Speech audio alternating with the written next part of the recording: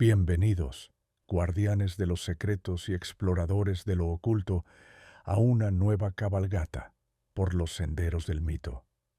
Hoy dejaremos que el viento helado de la pampa argentina nos cuente sus historias más profundas, relatos nacidos al calor de un fogón bajo un cielo abarrotado de estrellas. Nos adentraremos en el corazón de la llanura infinita, un lugar donde la soledad es tan vasta como el horizonte, y donde un hombre, para sobrevivir, necesitaba poco más que su caballo, su facón y un coraje a prueba de todo. Hablaremos del gaucho, pero no del gaucho de postal, sino del de la leyenda, un ser de espíritu indomable cuyo único rival a su altura no era otro hombre, sino el mismísimo príncipe de las tinieblas. En la pampa, al diablo no se le llama así. Se le nombra con respeto y temor: Mandinga, el maligno, el sombra, el patrón. Y sus encuentros con los paisanos no son de fuego y azufre, sino duelos de ingenio, de acero y de arte, donde el premio, o el precio, es el alma. En este episodio especial, descorreremos el velo de estos pactos de sangre y tinta.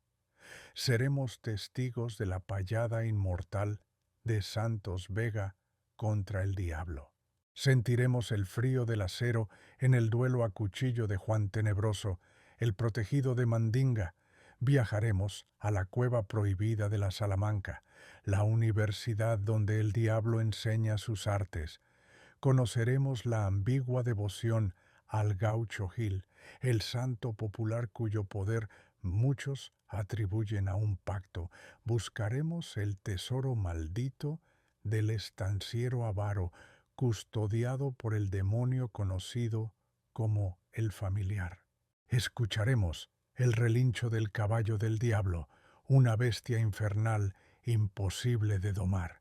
Seguiremos el rastro de la luz mala, el fuego fatuo que marca la tumba de un condenado, y finalmente reviviremos el contrapunto filosófico y letal de Martín Fierro contra el Moreno.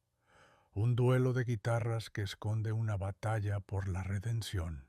Preparen el mate, afilen los sentidos y arrímense al fuego, porque la noche pampeana es larga y está llena de susurros del maligno. Capítulo 1. La payada inmortal de Santos Vega. Imagina una pulpería perdida en la inmensidad de la pampa. Es de noche. Afuera, el viento sopla sin descanso. Adentro, a la luz temblorosa de las velas de sebo, un grupo de paisanos rodea en silencio a un hombre. No es un hombre cualquiera. Es Santos Vega, el payador invencible.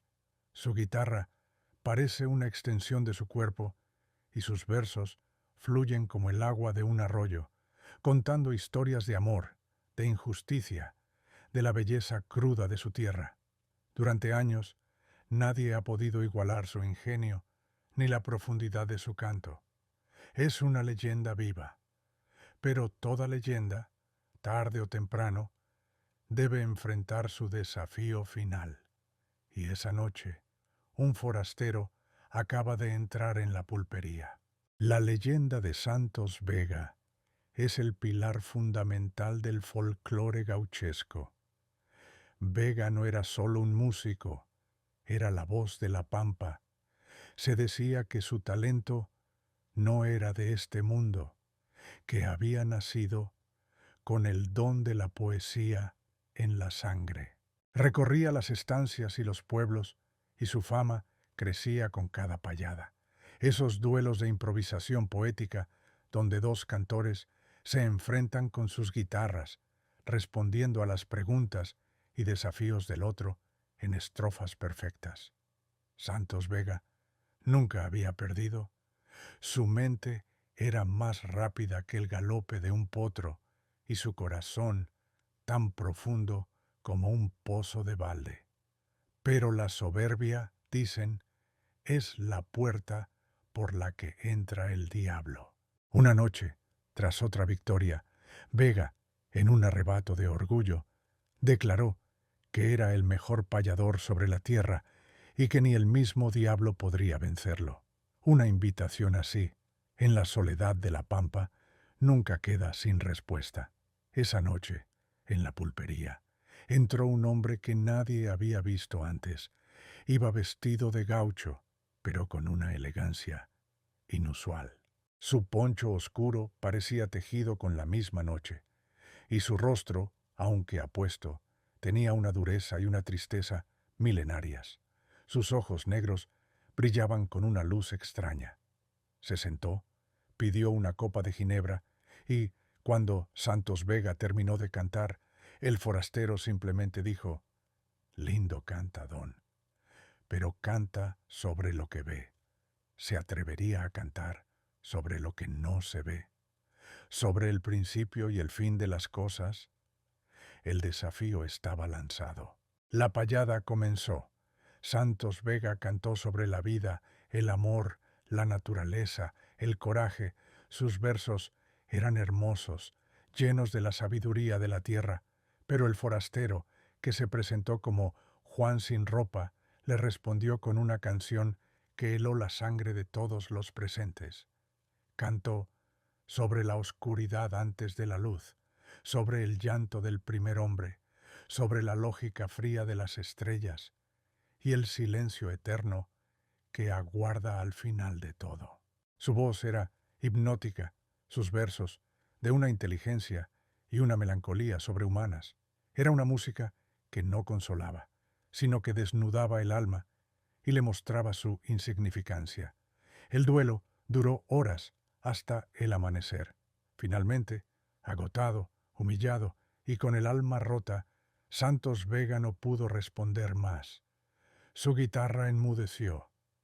El forastero, el diablo, había ganado.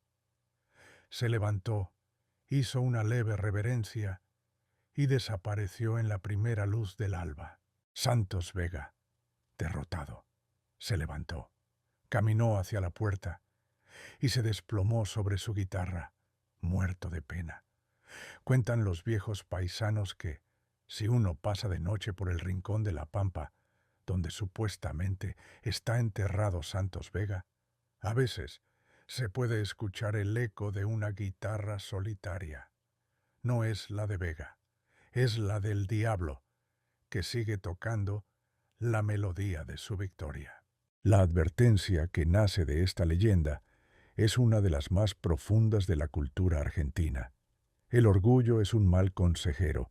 Nunca te creas el mejor en nada, porque siempre hay alguien o algo que sabe más que vos. Y nunca, jamás, desafíes al sombra, porque él conoce la última respuesta a todas las preguntas. La tumba de Santos Vega se convirtió en un lugar de peregrinación, un recordatorio de que el arte más grande puede ser también la perdición más profunda. Porque, ¿qué es un payador sin su palabra? Es un alma en silencio, la presa perfecta para el coleccionista de almas. Capítulo 2. Juan Tenebroso y el facón del diablo. Si la guitarra era el alma del gaucho, el facón era su ley. Ese cuchillo largo y afilado, llevado a la espalda, no era solo una herramienta, era el juez en disputas de honor, el defensor contra las injusticias y, a menudo, el pasaporte a una tumba temprana. En cada pulpería había un guapo, un duelista temido. Pero la leyenda nos habla de uno que era más que un guapo. Era una sombra mortal, un hombre cuyo cuchillo parecía tener vida propia. Le llamaban Juan Tenebroso, y se decía que su habilidad no provenía de la práctica, sino de un pacto sellado con sangre en una noche sin luna. La historia cuenta que Juan era un gaucho insignificante, un peón de estancia maltratado y humillado constantemente por los más fuertes. Era torpe con el facón y cobarde de corazón. Cada vez que intentaba defenderse, terminaba desarmado y ridiculizado.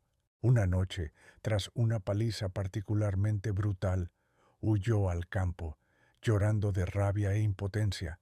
En medio de la llanura, bajo un ombú solitario, el árbol que, según las creencias, es el preferido del diablo para sus apariciones, Juan gritó su desesperación.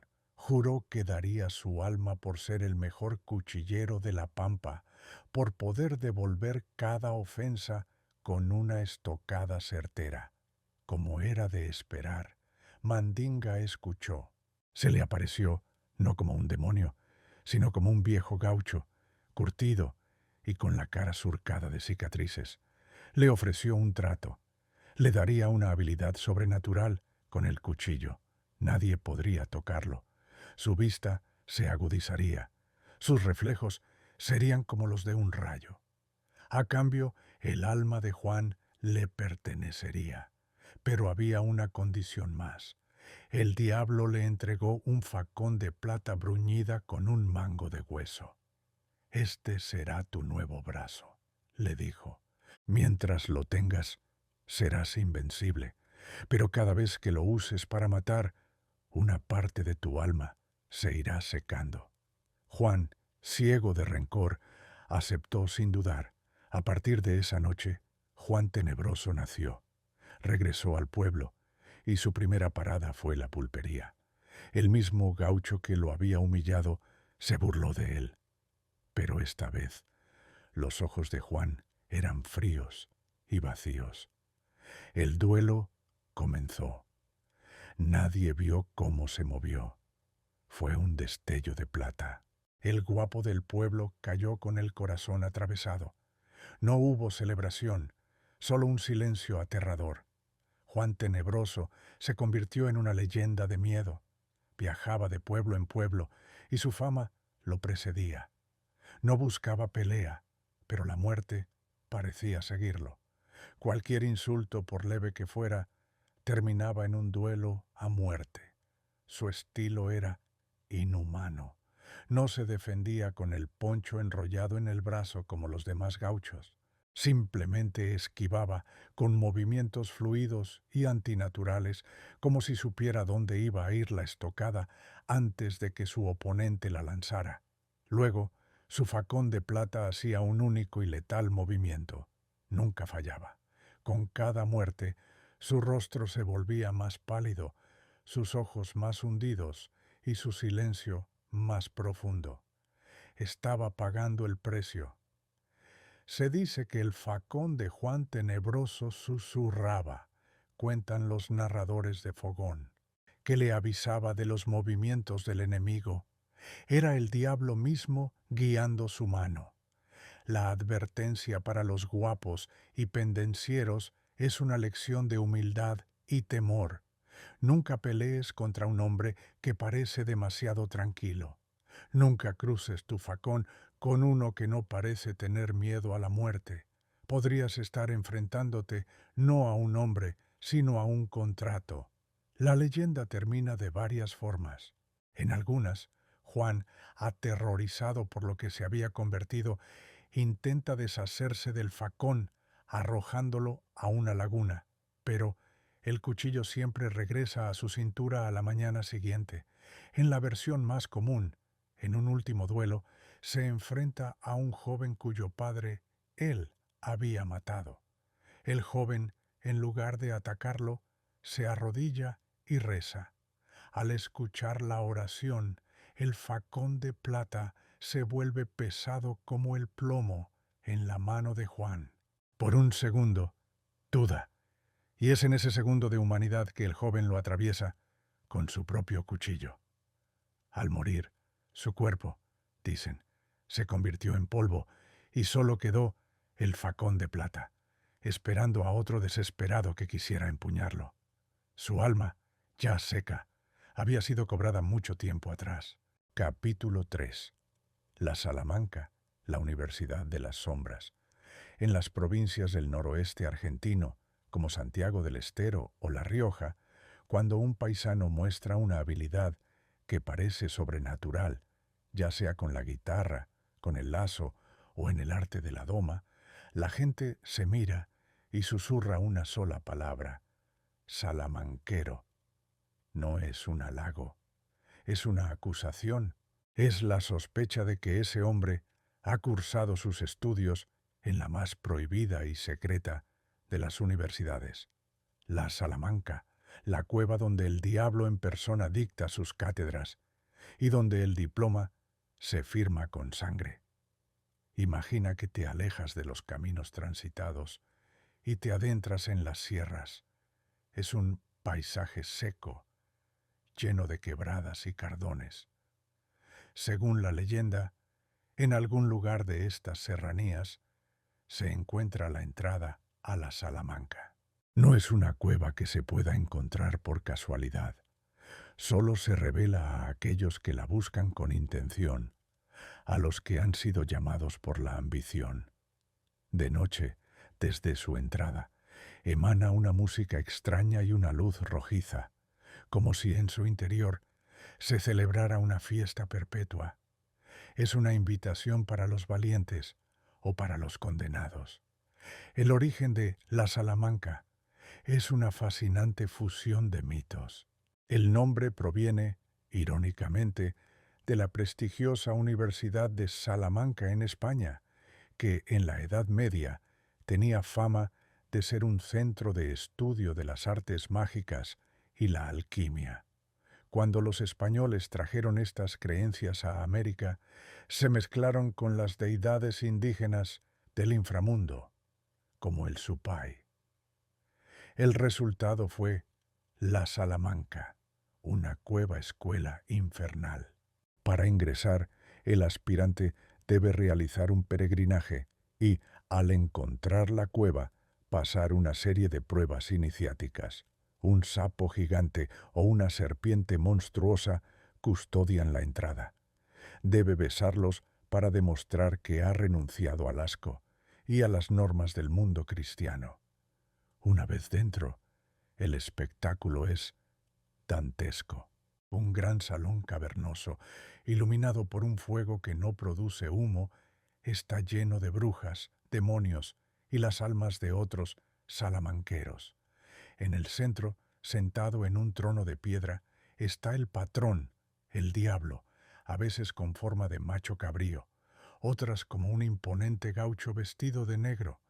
El aspirante es llevado ante él y debe renegar de su fe, escupir un crucifijo, pisotear un rosario y blasfemar contra Dios y todos los santos. Si supera esta prueba final de lealtad, es aceptado como alumno. Entonces, puede elegir su materia. Puede aprender a tocar la guitarra de una forma que enamore o enloquezca, a convertirse en animal, el runa uturuncu, u hombre tigre, a preparar venenos o filtros de amor, a encontrar tesoros escondidos o a volverse invulnerable en los duelos a cuchillo. Las clases duran 7 años, durante los cuales el alumno vive en la cueva. Al final, se gradúa. El diablo le entrega su título, el poder que anhelaba, pero no sin antes sellar el contrato final. El alumno debe firmar con su sangre en un gran libro, entregando su alma al patrón. Desde ese momento, el salamanquero puede volver al mundo, pero ya no es el mismo. Se dice que pierden su sombra, o que no pueden ver su reflejo en el agua. Y aunque posean un poder inmenso, vivirán con el miedo constante de que el diablo venga a recordarles quién es su verdadero maestro. Los viajeros aseguran haber escuchado la música de la Salamanca en las noches de martes y viernes, los días predilectos de las brujas. Es una música que te atrae, una chacarera o una samba, pero con un ritmo raro que te inquieta. Dicen, los que han intentado acercarse se pierden en el monte o se vuelven locos. La advertencia de los lugareños es absoluta. No hay que buscar ese poder, es un poder prestado. El gaucho que es salamanquero puede tener todas las mujeres y toda la plata, pero nunca tendrá paz. Y cuando muere, Su alma no va ni al cielo ni al infierno. Se queda en la Salamanca como un esclavo más, sirviendo en la fiesta del diablo por toda la eternidad. La única protección, dicen, es la flor del lirolai o una cruz hecha de madera de paraíso, porque la Salamanca es la prueba definitiva de la ambición humana, el lugar donde el conocimiento se paga con la condena. Capítulo 4. La devoción ambivalente al Gaucho Gil. En las rutas de Argentina es imposible no verlos. Pequeños santuarios rojos al costado del camino, adornados con banderas, cintas, velas y botellas de vino. Son los altares dedicados a Antonio Mamerto Gil Núñez, más conocido como el Gauchito Gil. Para millones es un santo milagroso, un protector de los humildes y los viajeros. Pero si uno escarba en las capas más profundas de su leyenda, encuentra una historia de rebeldía, muerte y un poder tan grande que muchos se preguntan si su origen es divino o si, en su desafío a la autoridad, tuvo un socio mucho más oscuro. La historia más aceptada cuenta que el Gauchito Gil fue un gaucho de la provincia de Corrientes en el siglo XIX.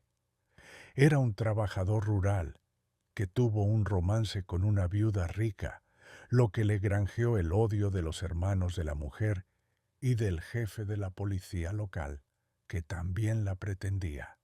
Perseguido, Gil se unió a un grupo de gauchos alzados, una especie de Robin Hood que robaba a los ricos para ayudar a los pobres. Se le atribuían dones sobrenaturales. Decían que era inmune a las balas, que podía hipnotizar a sus perseguidores y que conocía el futuro. Esta aura de invulnerabilidad y poder es el primer punto donde la leyenda se encuentra con el mito del pacto. ¿Cómo podía un simple gaucho desafiar así a la ley y salir siempre ileso?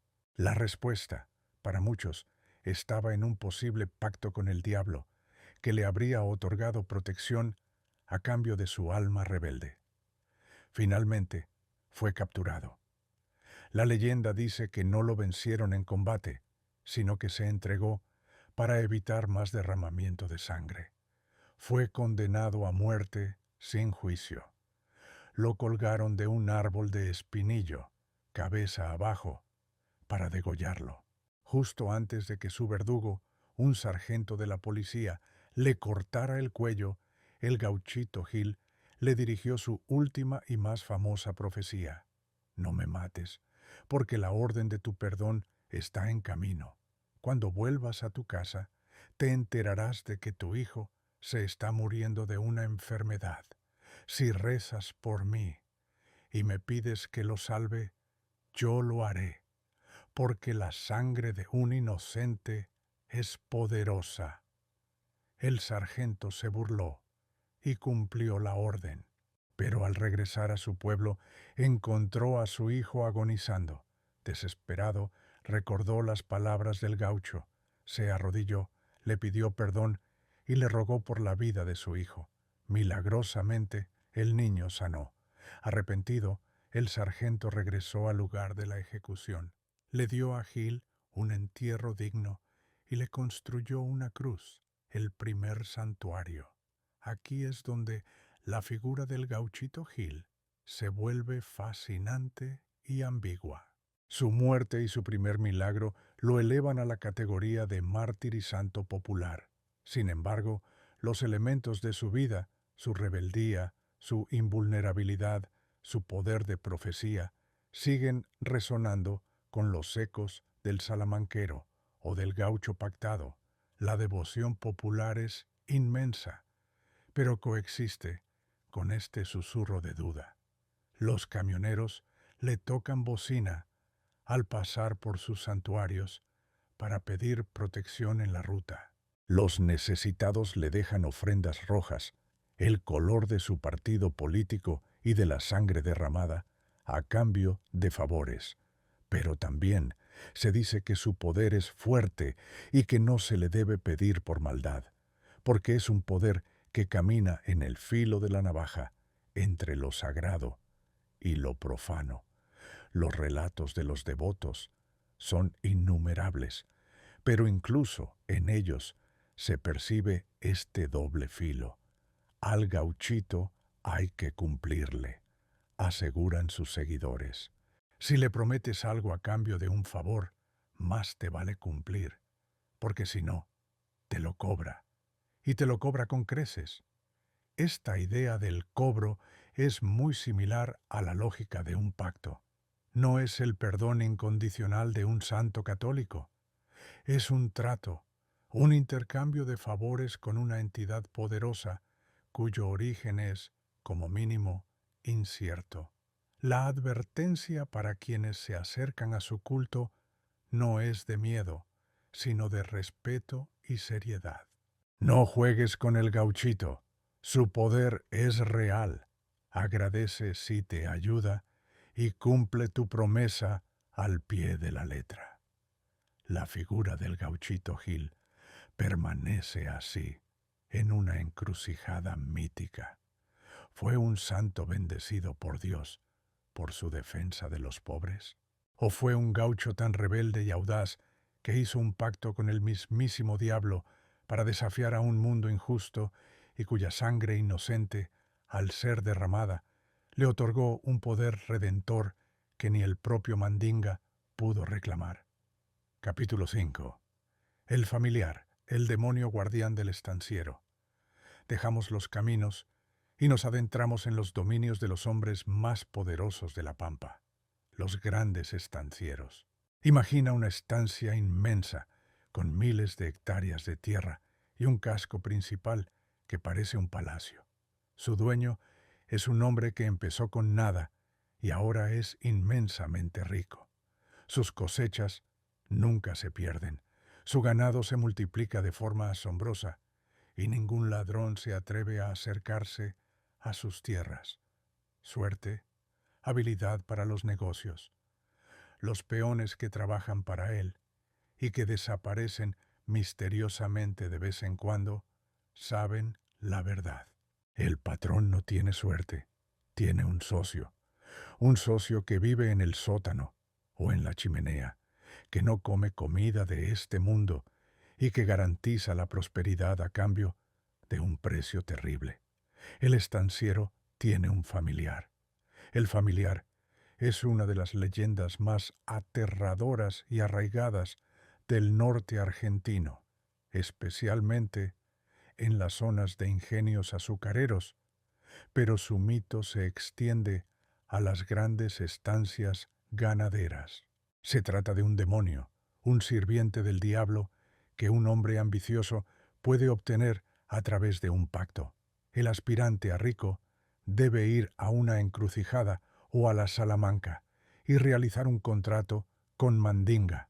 A cambio de su alma, el diablo le entrega un familiar, un demonio protector que asegurará su riqueza y la de sus descendientes. Este demonio puede adoptar muchas formas, pero las más comunes son las de un perro negro inmenso con ojos de fuego, a veces sin cabeza, una serpiente gigante, el viborón, o incluso un bebé que llora para atraer a sus víctimas. Una vez sellado el pacto, el estanciero lleva al familiar a su propiedad, lo esconde en un lugar oscuro, un sótano, un galpón abandonado, la chimenea principal de la casa. Desde ese momento, la fortuna del estanciero está asegurada. El familiar protege la propiedad de cualquier amenaza, ahuyenta a los ladrones, evita las plagas y las sequías y hace que los negocios del patrón prosperen de manera sobrenatural. Pero esta protección tiene un costo espantoso. El familiar no se alimenta de comida normal. Exige, al menos una vez al año, el sacrificio de un ser humano. Concretamente, el alma y la carne de un peón. El estanciero, para cumplir su parte del pacto, debe elegir a una de sus víctimas, generalmente un trabajador nuevo, sin familia, que nadie extrañará. Lo envía con cualquier excusa al lugar donde se esconde el familiar. El peón entra al galpón oscuro a buscar una herramienta y nunca más se lo vuelve a ver. Solo se escuchan sus gritos ahogados y el sonido de algo siendo devorado. Así, año tras año, la riqueza del patrón se construye sobre la sangre y los huesos de sus trabajadores. Los gauchos que trabajaban en estas estancias vivían en un estado de terror constante. Cuando llegaba la época de la zafra o de la yerra, todos andaban con miedo, cuentan los relatos. Sabían que el patrón, el diablo, iba a pedir su ración. El capataz elegía a uno, le daba una orden, y ese hombre se despedía de sus compañeros con la mirada, porque sabía a dónde iba. Era el pago para el familiar. La advertencia era clara como el agua. Si te ofrecen trabajo en una estancia que parece demasiado próspera, donde el patrón es un hombre que se hizo rico de la noche a la mañana, averigua primero. Pregunta si no se ha perdido gente allí. Y si oyes ruidos extraños por la noche, o si los perros aúllan sin razón, mirando a la casa principal, ensilla tu caballo y vete de allí antes del amanecer. Es mejor ser pobre y estar vivo que ser el próximo plato del familiar. Se decía que la única forma de matar al demonio era con una bala de plata bendecida o enfrentándolo con una cruz de madera de naranjo, pero pocos se atrevían a intentarlo, por miedo a la ira del diablo y de su protegido, el estanciero. El familiar es la encarnación de la explotación más brutal, una metáfora terrorífica de cómo la riqueza de unos pocos se ha amasado, a veces literalmente, sobre la vida de los más desprotegidos. Capítulo 6. El relincho del caballo del diablo.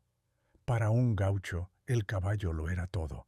Era sus pies, su compañero, su arma y su confidente. Un buen caballo era más valioso que el oro, y en la inmensidad de la pampa, donde existían manadas de caballos salvajes, los cimarrones, siempre había una leyenda que destacaba por encima de las demás, la del caballo indomable, un animal de una belleza, una velocidad y una inteligencia que no parecían naturales, un caballo que ningún domador podía someter, un caballo que, según los susurros, no pertenecía a este mundo. Era el caballo del diablo. Imagina una tropilla de caballos salvajes galopando por la llanura. Entre ellos destaca uno. Es un zaino negro como la noche, sin una sola mancha blanca. Su crin y su cola son largas y sedosas, y sus ojos parecen arder con un fuego interno. Es más grande, más fuerte y más rápido que todos los demás. Los gauchos más valientes y expertos en doma, al verlo, sienten nacer en ellos una obsesión: capturarlo y hacerlo suyo. Poseer a ese animal sería la máxima gloria. Pero ese caballo no es un simple cimarrón. El origen de este mito está en la fascinación del gaucho por la doma y en su profundo conocimiento de los animales. Cuando aparecía un caballo que desafiaba todas las técnicas y toda la paciencia, la explicación más sencilla era que no era un animal común. La leyenda dice que este caballo es una creación directa de Mandinga, o su propia montura personal, cuando cabalga por la pampa para supervisar sus dominios. Lo deja libre entre las manadas salvajes como una tentación, un desafío para el orgullo de los gauchos. Es la encarnación de la libertad absoluta y del poder indomable, dos cualidades que el gaucho admira, pero que, en este caso, se vuelven una trampa mortal. La manifestación es siempre la misma. Un gaucho, obsesionado con la idea de domar al zaino negro, dedica semanas o meses a perseguirlo. Finalmente, con astucia y pericia, logra enlazarlo. Y aquí es donde comienza la verdadera pesadilla. El caballo, una vez atrapado, no lucha con la furia de un animal normal. Permite que el gaucho lo ensille, casi con docilidad. El domador, henchido de orgullo, se prepara para la hazaña de su vida. Se monta. En el instante en que sus botas tocan los estribos, la bestia se transforma. Sus ojos se vuelven rojos como brasas. De sus hollares sale un vapor que huele a azufre y suelta un relincho que no es de caballo, sino un grito de triunfo infernal. Entonces comienza la carrera más salvaje que se pueda imaginar. El caballo no corcovea para tirar al jinete. Galopa, galopa en línea recta, a una velocidad sobrenatural, sin que ninguna rienda pueda detenerlo. Atraviesa campos, salta arroyos, se mete en montes espinosos que desgarran la ropa y la piel del jinete. El gaucho, aferrado a las crines, solo puede gritar de terror mientras el paisaje pasa como un borrón. La carrera no termina hasta que el caballo llega a un precipicio, a una laguna profunda o a la misma entrada de la Salamanca. Allí se detiene en seco, tira al jinete al abismo o al agua y desaparece en la noche, dejando al gaucho muerto o loco, su orgullo hecho pedazos. Los domadores más viejos y sabios siempre advierten a los jóvenes: no toda la belleza es para ser poseída. Hay cosas que es mejor admirar de lejos. Si ves un caballo que parece demasiado perfecto, que corre más que el viento y que parece invitarte a que lo atrapes, déjalo en paz. Es el señuelo del maligno. Se cuenta la historia de un joven domador que logró mantenerse sobre el lomo del caballo infernal, viendo que se acercaba a un barranco, y en un último acto de fe, sacó el crucifijo que llevaba al cuello y se lo clavó al caballo en el pescuezo. La bestia soltó un alarido de dolor, se deshizo en una nube de humo negro y dejó caer al gaucho al suelo, salvándole la vida. Pero el joven quedó con el cabello blanco y nunca más volvió a montar un caballo. La lección es clara. La ambición de domar lo indomable puede llevar al gaucho a cabalgar directamente hacia las puertas del infierno. Capítulo 7. La luz mala y el rastro de los condenados. La noche en la pampa es de una oscuridad absoluta, una cúpula negra salpicada por el brillo feroz de las estrellas. No hay luces de ciudades que contaminen el cielo. Por eso, cuando un gaucho solitario, cabalgando en la inmensidad de la noche, ve una luz extraña bailando a lo lejos, sabe que no es una estrella ni el farol de una estancia. Está viendo la luz mala, uno de los fenómenos más temidos y misteriosos del campo argentino. Imagina esa escena. Un jinete avanza al paso lento de su caballo. De repente, sobre la línea del horizonte o cerca de un antiguo cementerio de campaña, aparece una luz. Es una esfera luminosa, a veces blanquecina, otras azulada o verdosa. No es una luz fija. Flota a poca altura del suelo, se mueve lentamente, a veces se apaga y vuelve a encenderse en otro lugar. El caballo del gaucho se pone nervioso, se niega a avanzar. El aire se vuelve frío. El instinto más primario le dice al hombre que esa luz no es de este mundo. Y tiene razón. La luz mala, conocida científicamente como fuego fatuo, es la combustión de los gases que emanan de la materia orgánica en descomposición. Pero el gaucho de la pampa no necesitaba a la ciencia para explicar lo que veía. Para él, la leyenda tenía una respuesta mucho más profunda y aterradora.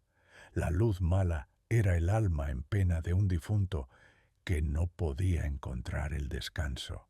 Podía ser el alma de un cristiano que murió sin recibir los santos óleos, o la de un niño sin bautizar. Pero la interpretación más siniestra y la más ligada a nuestro tema es que la luz mala marca el lugar donde yace un tesoro enterrado por un gaucho avaro que hizo un pacto con el diablo. O peor aún, es el alma del propio salamanquero o del asesino, que fue rechazado tanto por el cielo como por el infierno y está condenado a vagar como una luz errante.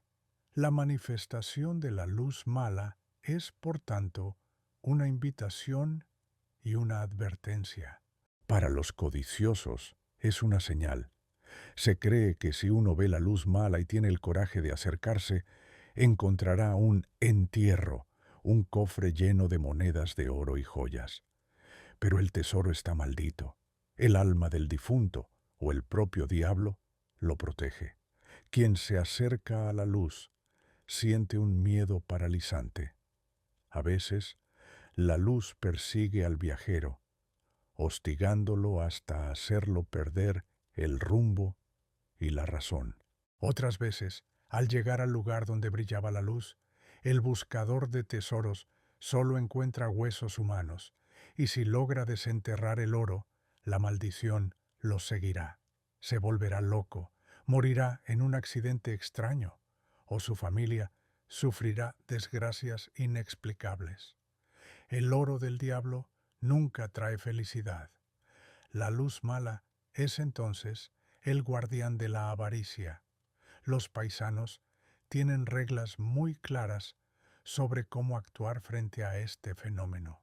Si ves la luz mala, no la mires fijo, advierten, y por nada del mundo la insultes o le muestres falta de respeto. Reza un credo y clava tu facón en la tierra. Eso la mantiene a raya. Otros dicen que hay que morder la vaina del cuchillo, porque el hierro y la saliva bendecida, por la señal de la cruz, la ahuyentan. La advertencia más importante es nunca seguirla. La curiosidad mató al gato y al gaucho también. Reza el dicho. Esa luz te lleva a la perdición, o te encuentras con un tesoro que te condena, o te encuentras con el alma en pena que lo custodia, y esa alma no quiere compañía.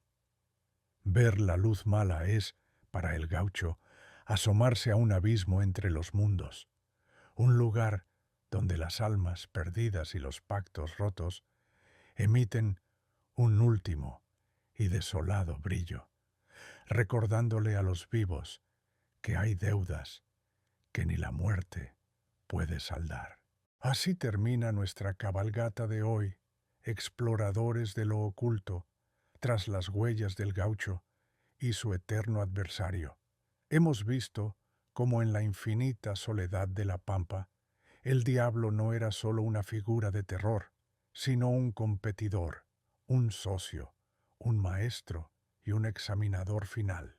Se batió en duelo con la guitarra de Santos Vega, guió el facón de Juan Tenebroso, impartió sus clases en la Salamanca y dejó su marca en tesoros malditos, caballos indomables y luces fantasmales. Estos relatos son mucho más que simples cuentos de miedo, son la filosofía del gaucho hecha leyenda.